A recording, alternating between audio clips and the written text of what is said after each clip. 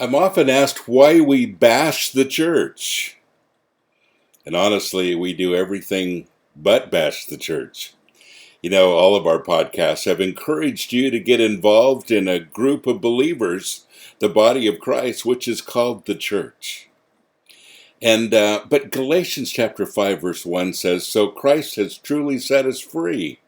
Now make sure that you stay free and don't get tied up again in slavery to the law."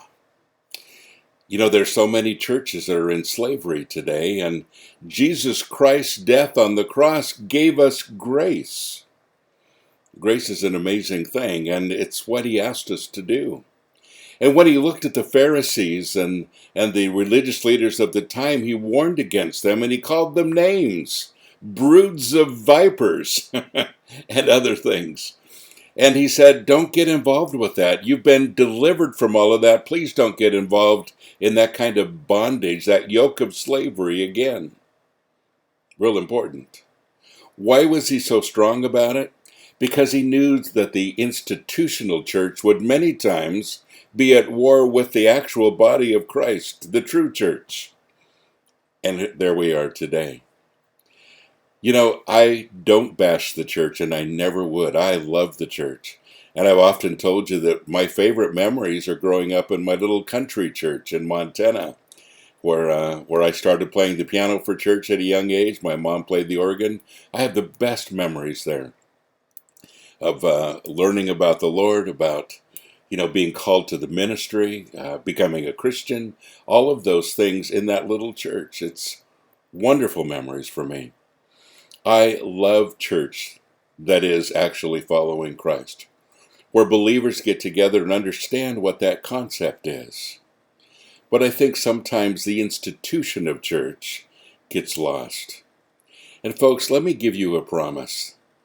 I will continue as long as people are being abused and preachers are not following the Lord. I will continue to bash those who don't.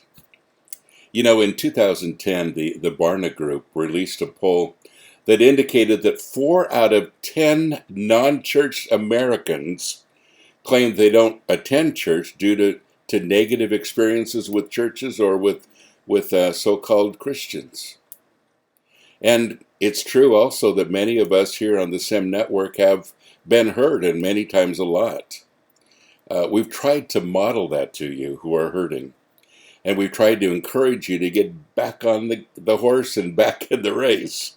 If you're one that's been devastated by your involvement in institutional church, then I really hope that this is a safe place for you.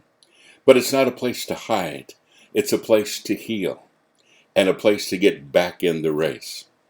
Folks, let me state strongly, I believe in church. I believe in the body of Christ, the church. Whatever that looks like, wherever you meet, however it looks, that's what God asked us to do.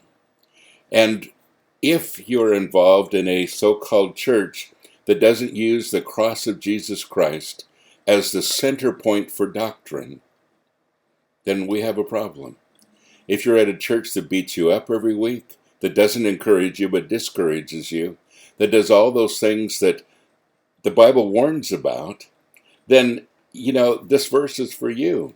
Christ has set you free, so make sure that you stay free and don't get tied up again in slavery to the law, as many churches are doing.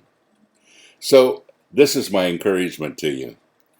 Don't be a Lone Ranger Christian. Get involved. Get involved in a group of people, whatever it looks like, a home study, a church, a building, a Bible study in a pub. I don't care what it is, but get involved with a group of Christians, the church, and start to grow. Encourage one another. Strengthen one another. Study the Word together. That's what church is all about. That's what it should be all about.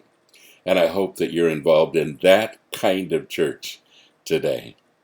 God bless you. Have a great day.